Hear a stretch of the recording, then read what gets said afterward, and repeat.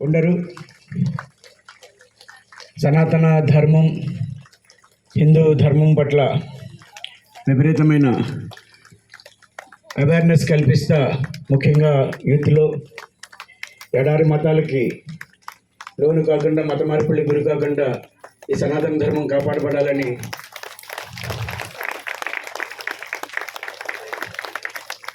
స్వామివారు విశేషమైన కృషి జరుపుతున్నారు. గట్టిగా కర్తాల ధ్వనులతో వారు ఈ ప్రాంగణానికి రావడం, కర్తాల్లో వారిని కలిసి వారిని విజ్ఞప్తి చేశాం, తమరు ప్రకృతి వ్యాలీకి రావాలి అని.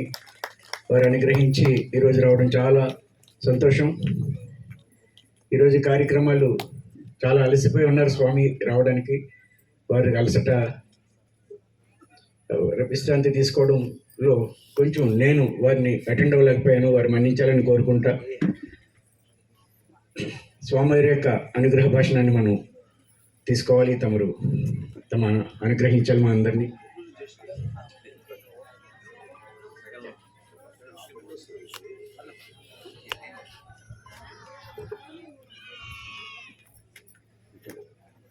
సో అలా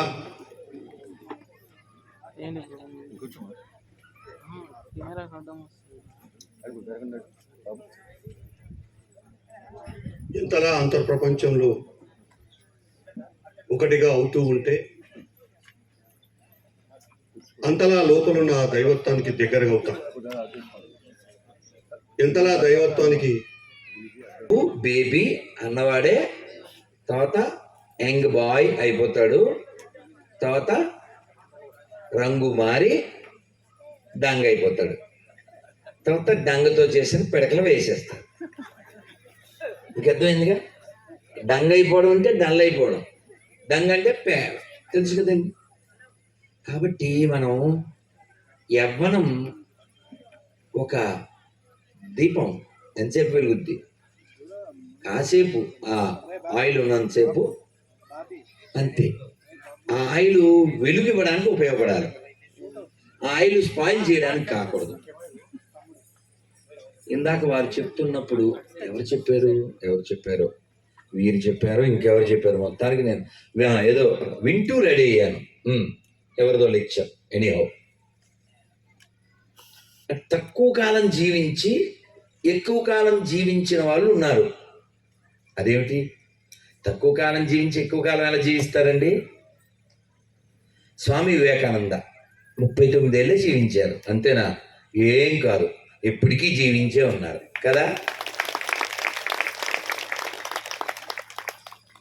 అని శరీరం వదిలేసి 150 ఏళ్ళు అయిందేమో, కానీ వారు ఉన్నారుగా. ఇంకా మన మదిలో ఎన్నో పుస్తకాల అక్షరాల్లో, ఎన్నో మఠాల్లో ఎందరో సాధువుల రూపంలో ఉన్నారు కదా, అనుచరుల రూపంలో. అలాగే శంకర భగవత్పాదులు వారు 2000 సంవత్సరాలు దాటి జీవించింది 32 ఏళ్ళే, ఇంకా ఉన్నారు కదా. అందుకని ఉండడం అంటే అది, జీవించడం అంటే అది. వారి ఉపదేశాలు ఇంకా మనం మాట్లాడుతున్నాం. అర్ధమనర్థం భావయ నిత్యం నాస్తి తతః సుఖ లేశ సత్యం పుత్రాదపి ధన భాజాంబీతి సర్వత్రైకా విహితారీతి భజ గోవిందం భజ గోవిందం గోవిందం భజ మూఢమతే. మూఢ అంటే అర్థం ఏంటి? తెలివి లేనివాడు. ఎవరు తెలివి లేనివాడు? ఈ శరీరం శాశ్వతంగా ఉంటుంది, ఈ కనబడేదంతా ఉంటుంది అనుకునేటువంటి ప్రతివాడు మూఢుడే. మనం మూఢులం కాకూడదు.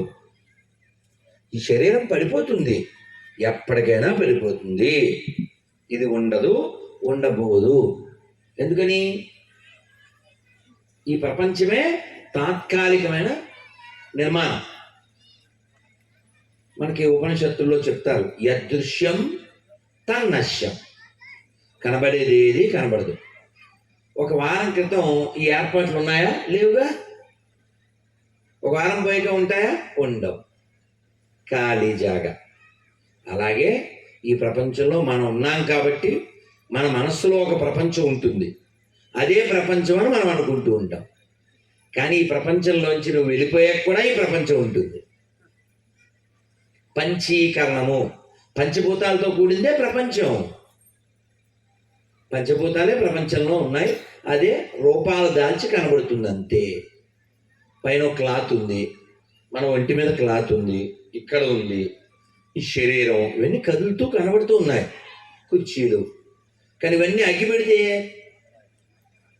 వీటి పేరేమిటి? బుడిదగుప్ప. మనకి నిప్పు పెట్టినా, గొడ్డకి నిప్పు పెట్టినా, కుర్చీకి నిప్పు పెట్టినా బూడిదైపోతుంది. కాబట్టి యదృశ్యం తన్నశ్యం. మరి శాశ్వతమైంది ఏది? ఎవరు చెప్పారు? ఆహా, ఎవరా చెప్పింది తల్లి? ఆహా, చెప్పిన వాళ్ళకి అందరూ చెప్పలు కొట్టినాను.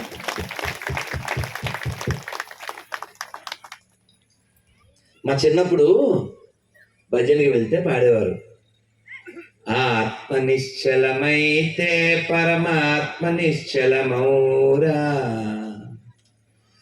ఆవుకు రంగులు ఉన్నాయి గాని పాలకు రంగులు ఉన్నాయా, ఆవు వంటిదే నీ ఆత్మ, పాల వంటిదే పరమాత్మ, ఆత్మ నిశ్చలమైతే పరమాత్మ నిశ్చలమౌరా,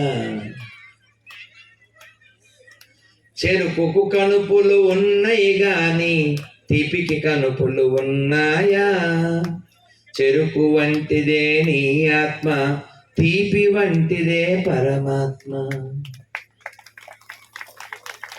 కాబట్టి మనం తీయగా ఉండాలి, మనం పాలలా ఉండాలి, నీళ్ళలా ఉండాలి. ఇది మనకి పెద్దలు నేర్పించారు. నీరు చూడండి, ఎందులో అయినా ఇమిడిపోతుంది. మనం కూడా అలా ఉండగలిగేలా మన మనస్సుని ఒప్పించాలి. దానికి ఏం చేయాలి? సాధన. ఆ సాధన గురించి వారు ఇందాక చెప్పారు. ఆ సాధనలో భాగంగా ఆహార విధానం కూడా ఉంటుంది. ఎవరో స్వామీజీని ఒక ఆయన అడిగారు, ఏమండి సమయం లేదు, ఈయన స్టేషన్లో ఉన్నారు, నా రైలు వచ్చేస్తుంది, నాకు ఏదైనా 4 ముక్కలు చెప్పండి, ఇన్స్టెంట్ కాఫీ లాగా అన్నాడు. తొందరగా ఇన్స్టెంట్ కాఫీ అంటే అంతే కదండి. రాజుగారు పొద్దున్న కారు ఆగ్గానే అడిగారు, స్వామీజీ కాఫీ ఏనా అన్నారు. లేదని మాకు నిషేధం కదా అన్నా. నీళ్ళు తాగాను, ఇంకా ఓపిక ఢామని పడుకున్నా. మేము కారు ఆపే పండ్లు కొందామని, అక్కడ ఒక ఆవిడ వచ్చి ఏదో డబ్బా తెచ్చి ఆఫర్లో వస్తుందండి, ఒకటి కొంటే ఒకటి అంది. ఏమిటండి? కాఫీ. ఏమిటో చెప్తాను, ఇవాళ 2 సార్లు అడిగారు. అమ్మ మాకు నిషేధం అమ్మ, తాగకూడదు కాఫీ, టీలు, వెల్లిపాయలు, ఒక్కబడి ముక్కుబడి, ఇవన్నీ నిషేధాలమ్మా అని చెప్పాను.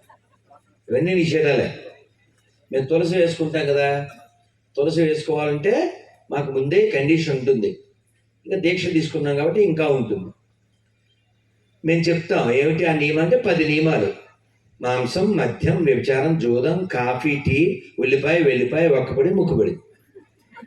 అంటే రైమింగ్లా ఉంటుంది, కానీ టైంకి అది చెప్పకపోతే రైమ్ కాదు, అది నా క్రైమ్. అందుకని నియమాలు ఎందుకు ఉండాలి అంటే, ఆ నియమానికి లోబడి మనం జీవిస్తే ఏమవుతుంది? మన మనస్సు నియంత్రణలోకి వస్తుంది. మా వారిని అడిగారు రాజుగారు, ఏమన్నా భోజన నియమాలు ఉన్నాయా? వాడు చెప్పలేదంట. సరే మాకు ప్రాప్తం లేదు, అన్నిట్లో ఉల్లిపాయలు వేశారు, తెచ్చారు. ఆ వాసన గుబాలిస్తుంది.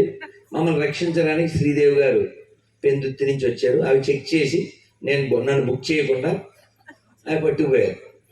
సరే ఏదో పప్పు వేశారు, మా ప్రారంభం బాగోలేదు. 2 సార్లు వేస్తే 2 సార్లు ఇంటికి వచ్చింది. అది ఆడవాళ్ళు చేశారని తెలియాలిగా, ఆడవంట అని తెలియాలంటే మరి పెద్ద వచ్చింది.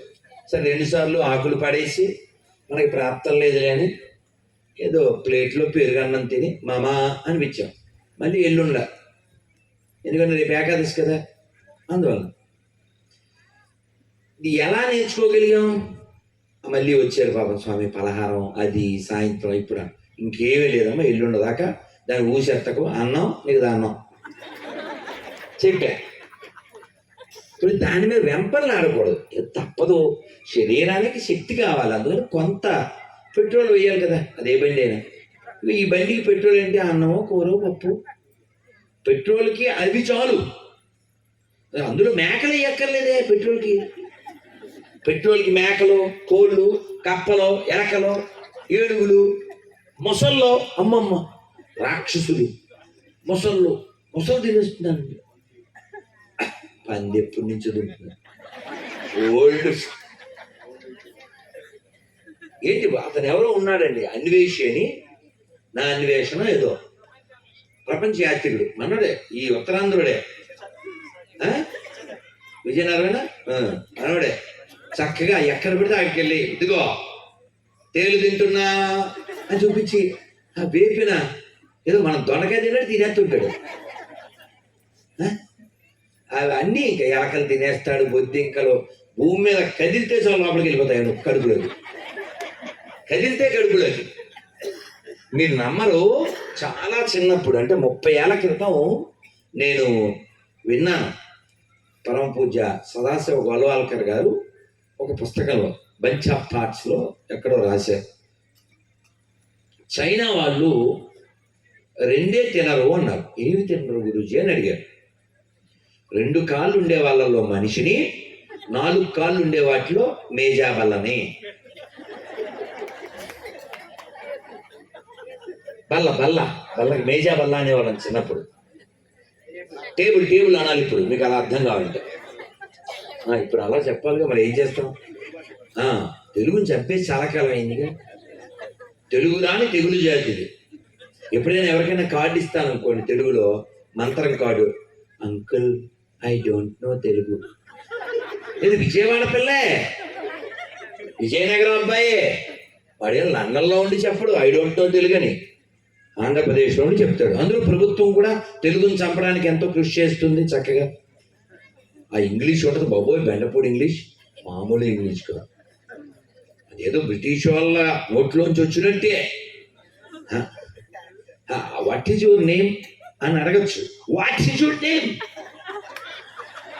అలాంటప్పుడే అనాలనిపిస్తుంది, అంతొద్దు, ఇవే తగ్గించుకుంటే బాగుండదు అని. ఏం చేయాలి మరి? అందువలన మనం చాలా విషయాల్లో అతికిపోయాం. బాగా వినాలి, మనం చాలా విషయాల్లో అతికిపోయాం, చాలా విషయాల్లో చితికిపోయాం. వెలిగిందో లేదో తిప్పరా వీళ్ళకి ఎరిగిందో లేదో? ఎరిగిందా? అతికిపోవడం అంటే వారికి అర్థమైంది, చప్పట్లు కొట్టారు. చప్పట్లు కొడితే అర్థమైందని కాదు, ఆ వెదవదే కదా అడిగి చప్పట్లు కొట్టించుకున్నట్టు. ఆ దరిద్రం మాకు అక్కర్లేదు, వీ నో నీడ్. అదేదో చిటికలతో సన్మానంలా ఉంటుంది, వెరైటీగా ఉంటుందని కాలీఫ్లవర్ వేసినట్టు ఉంటుంది. అమ్మా అర్థమవుతుందా? చాలా విషయాల్లో అతికిపోయాం. అతి అంటే ఏంటండి? సర్వత్ర వర్జయేత్, అతి సర్వత్ర వర్జయేత్ అన్నారు. అతి అంటే ఎక్స్ట్రా. నువ్వు మా దగ్గరికి రాకూడదంటే ఏం చేయాలి అని రోగదేవతను అడిగారంట. ఎక్స్ట్రా చేయకు, రానని చెప్పింది. ఏముంది? ఎక్స్ట్రా చేయకుండా ఉంటే నేను రానంది. ఎక్స్ట్రా అంటే ఏంటి? బాగుంది కదా అని తినేయడం, ఇంకోటి అని వేసేసుకోవడం. మనకి కడుపు చెప్పింది చాలు అని మనం ఏయ్ అంటుంటాం. ఏమండి, ఈ గులాబ్ జామ్ అడిగేది ఎవరు? నాలిక. భరించాల్సింది ఎవరు? పొట్ట. దుర్మార్గం కదా సార్, పొట్టకి ఏమాత్రం సంబంధం లేదు, శిక్ష మాత్రం దానికి. అన్యాయం కదా. చాగంటి గారు చెప్తారు, నోరా వీపుకి తీసుకురాకే అని. వాగేది నోరు, దెబ్బలు ఎవరికి? వీపుకి. దుర్మార్గం కదా, దుర్మార్గం కదా, అవునా? అందుకని అది అడిగింది కదా అని చెప్పి పెట్టకూడదు. ఇప్పుడు మీరు బతిమాలినా ఇప్పుడు తిన్నాను నేను, మహా తప్పకపోతే గ్లాస్ పాలు తాగుతాను. అంతవరకు రేపటి వరకు జలమే మా బలము, అంతవరకు పని చేస్తుంది మా గలము, జలమే మా బలము. ఇది ఏ మాకు ఫలము, మా ఎదురుగా రాజుగారి దళము. మరి కదూ, అందుకని చాలా సంతోషంగా జీవించాలి. సంతోషం ఎప్పుడు సాధ్యమవుతుందంటే బహిర్ అంత రెండు వైపులా శుభ్రత ఉండాలి. కొంతమంది పిల్లలు అదే ఎక్స్ట్రా రాయిళ్ళు, మనకి చిన్న రాయుడు పెద్ద రాయుడు అండ్రాయిడ్ తెలుసు, వీడు ఎక్స్ట్రా రాయుడు. ఈ ఎక్స్ట్రా గాడు స్వామీజీ మనసులో ఉంటే చాలు స్వామీజీ అంటుంటాడు. మనసులో ఇక్కడ ఉండాలి స్వామీజీ అంటాడు. నేను వాళ్ళ అమ్మని పిలిచి అమ్మ వీడికి కూడెక్కటం అని, ఎందుకని మనసులో ఉంటే చాలుగా ఇంకా తినక్కర్లేదుగా, మనసులో ఉంటే చాలుగా తినక్కర్లేదుగా. అందుకని if you love someone you should exhibit that love. ఎవరి పట్లైనా ప్రేమ ఉంటే అది ఎలా వ్యక్తం చేస్తాం? మధ్యాహ్నం మా పిల్లలు వచ్చారు, మా బంగారు తల్లులు, నాకున్న వాళ్ళ పట్ల ఆప్యాయతను ఎలా చూపించగలిగాను? వాళ్ళ మెల్లో ఏదో మాల ఇచ్చాను, లేకపోతే వాళ్ళకు ఒక కాంప్లిమెంట్ ఇచ్చాను, లేకపోతే ఒక దండో చేతికో తాడో, కృష్ణుడి బృందావనం, లేదా కనీసం అట్లీస్ట్ అవేమీ లేవు, శభాష్రా తల్లి. మధ్యాహ్నం ఎంత బాగా పాడింది, ఎక్కడ మా బంగారు గాయ పాడింది నువ్వేనా? ఓనమ్మా నువ్వు ఇంకా చిన్నగా అయిపోయావే, నువ్వా కదా అనుకుంటున్నాను నేను. ఎంత బాగా పాడిందంటే నేను శ్రీనివాసరాజు గారితో చెప్పాను, వారితో సార్ నేను ఇక్కడికి వచ్చినందుకు నాకు దక్షిణ వచ్చింది అన్న. ఏమిటా దక్షిణ అంటే మా పిల్ల పాట పాట, అందరికి ఒక గిఫ్ట్, మా అమ్మాయికి 2 గిఫ్ట్లు ఇచ్చాను. ఎందుకు ఇచ్చానంటే మా అమ్మాయి ఉండేది బక్కగా, పాడింది చాలా చక్కగా. ఎంత బాగా అంటే పాడినా వద్దా అని అలా సంకోచిస్తూ పక్కన శ్రీదేవి గారిని అడిగింది. వెళ్ళిపోతున్నారు అనుకున్నా, పాడతాను పాడరా తల్లి అన్న. ఎంత బాగా అంటే అది మీ అందరికీ పాడి వినిపించేసి ఉంటుంది అప్పుడే, పర్లేదా? మళ్ళీ పాడి అందరితో పాడించి ఎంత బాగుందిరా అసలు. రాధారమణ రాధారమణ రాధారమణ రాధారమణ రాధారమణ అలా పాడిస్తూనే ఉంది, మమ్మల్ని ఆనందంలో ఓలలు ఆడిస్తూనే ఉంది. అద్భుతం, చక్కగా. అందుకని కంఠం ఉన్నందుకు give the big hand to మా అమ్మాయి.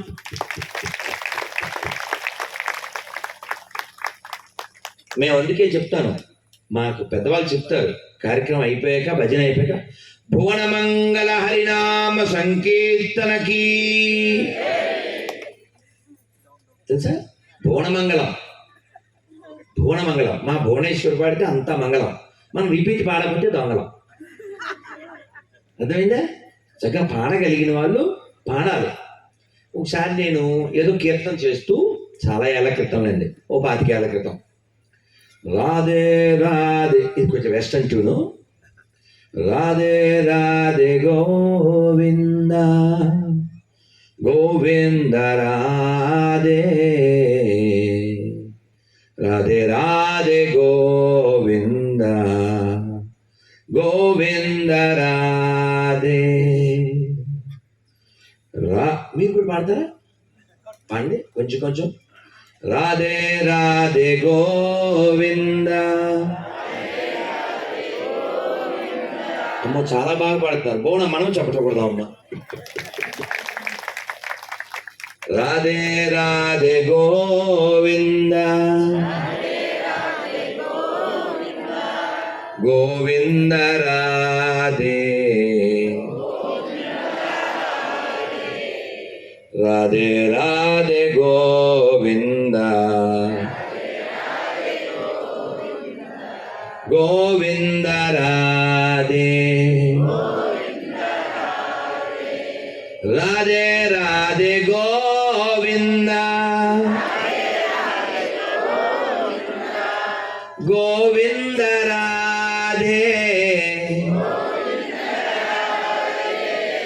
రాధే రాధే గోవింద గోవింద రాధే రాధే రాధే గోవింద. ఇలా పాడుతూ వెనకాల నుంచుంటారు కదా గుడి అన్నాక చాలా మంది. ఇక్కడంటే మాకు ఇబ్బంది లేదు కానీ చిన్న హాలు వెనక ముందు అంతా జనం, ఒక స్తంభం దగ్గర మైకు పాడుతూ దీర్ఘంగా రాధే రాధే గోవింద అని దీర్ఘం తీశారు.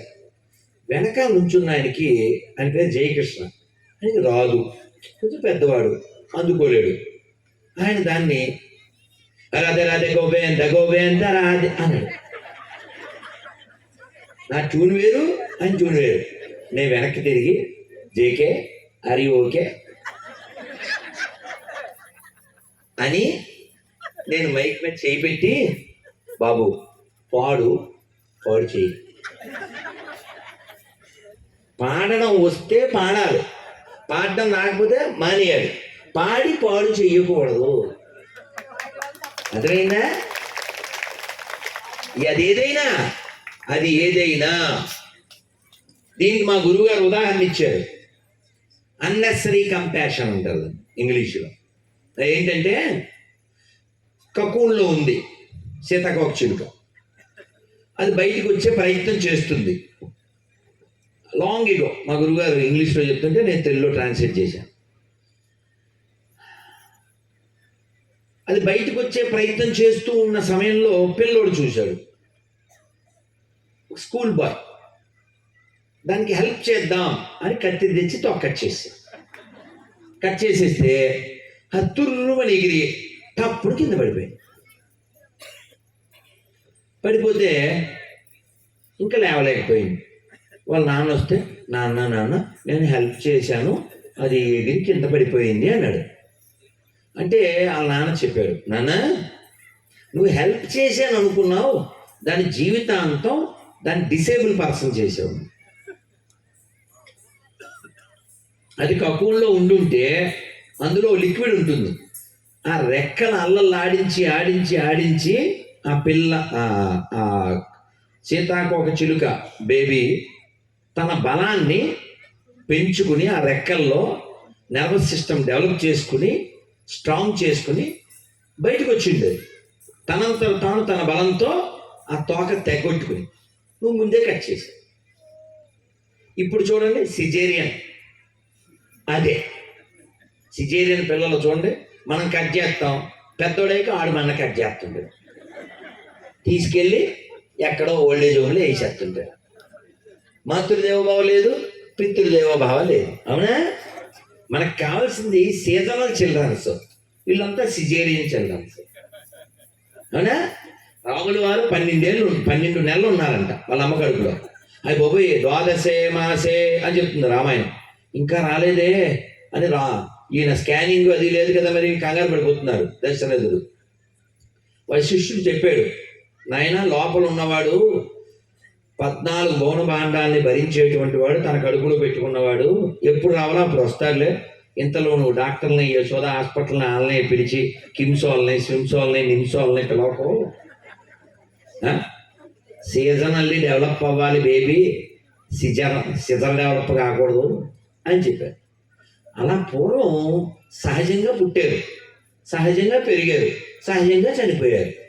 ఇప్పుడు పుట్టడం అసహజం, పెరగడం అసహజం, తినడం అసహజం, పడుకోవడం అసహజం, ఇంక చాలా అసహజాల మధ్యలో అసహజంగా చచ్చిపోతున్నాం. ఒక్క ప్రశ్న అడుగుదాం అనుకుంటున్నా, సహజంగా జన్మించిన అదృష్టవంతులు చేరుతున్నామా? ఆహా ఆహా ఆహా, మీ తల్లులందరికీ గట్టిగా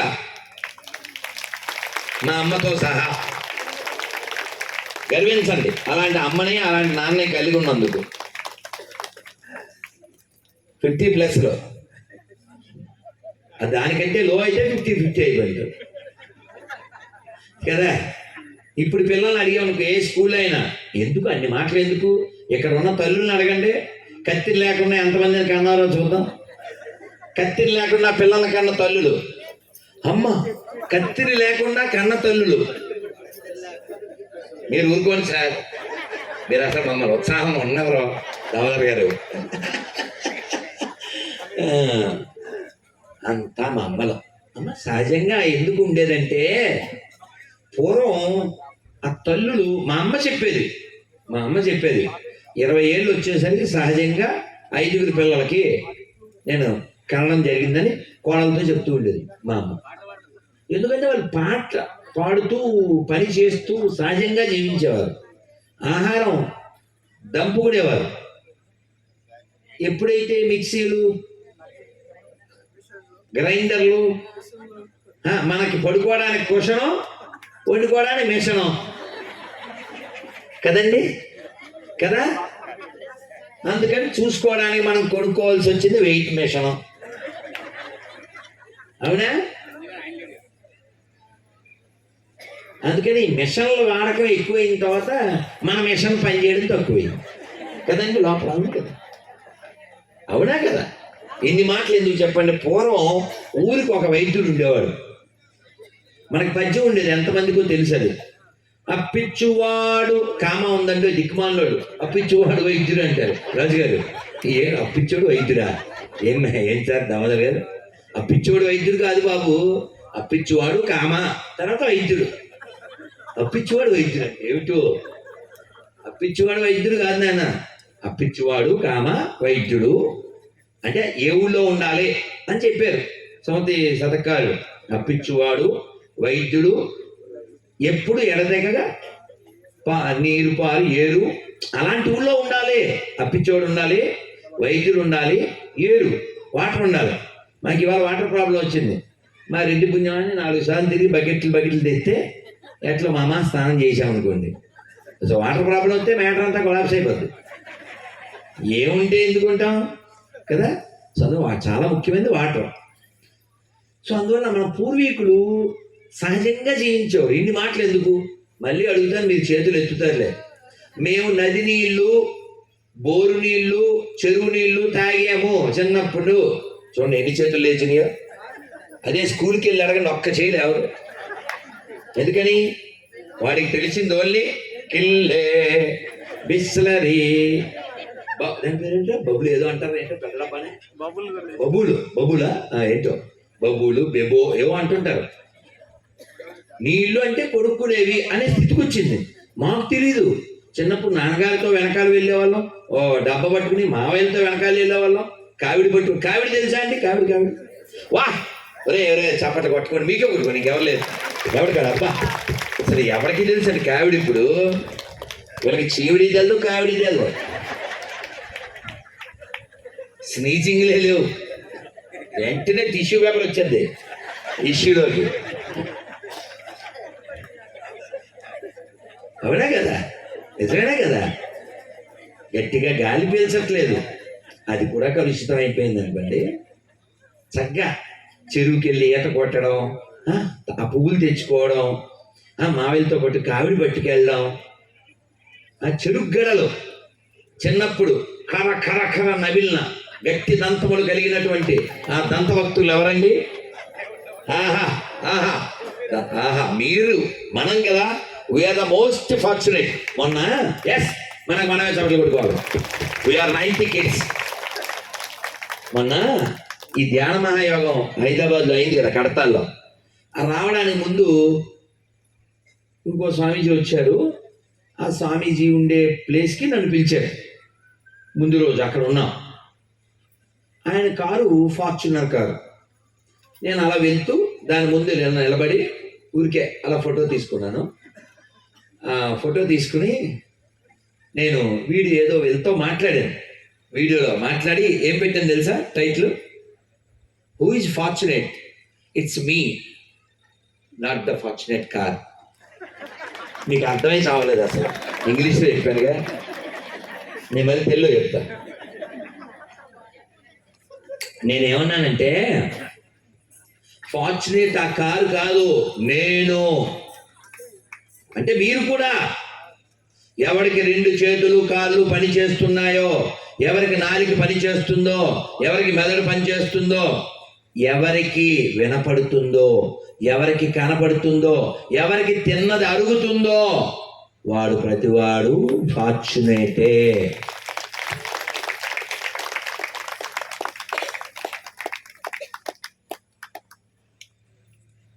అందుకని మనం ఏదో చిన్న చిన్న సమస్యకి అప్సెట్ అవ్వకూడదు.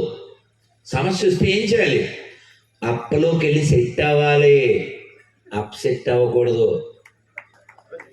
ఎరగలేదు వీళ్ళకి కదా, అర్థమైందా? అప్పలోకి వెళ్ళి సెట్ అవ్వాలి, అప్సెట్ అవ్వకూడదు. నేను పిల్లలతో చెప్తుంటాను, ఉదాహరణకి ఆ చిన్న తల్లి ఏం పేరు అని పేరు, ఏం పేరు, రైట్?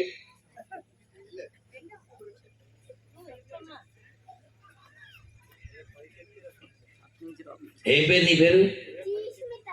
జీష్మిత. భలే ఉంది పేరు. ఏం చదువుతున్నావు? అమ్మో గట్టుకుంటు. పర్లేదు నాన్న, డోంట్. ఇప్పుడు నాన్న ఎప్పుడైనా నేను తిట్టారా? అమ్మ తిట్టిందా? ఎప్పుడన్నా వీపు మీద దెబ్బ కొట్టిందా? ఒక్క దెబ్బ కూడా కొట్టలేదా? ఎప్పుడు? ఎవరు వాళ్ళమ్మ వచ్చిందా? ఎక్కడ ఉంది?